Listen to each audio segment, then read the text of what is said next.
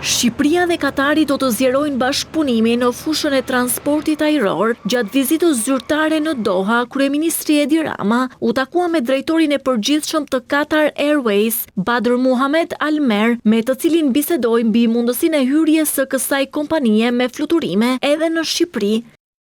Me drejtorin e përgjithshëm të Qatar Airways, inxhinierin Badr Muhammad Al Mer, folëm për hyrjen e kompanisë prestigjioze në Shqipëri dhe inshallah do të kemi së shpejti fluturimet e Qatar Airways në Tiranë.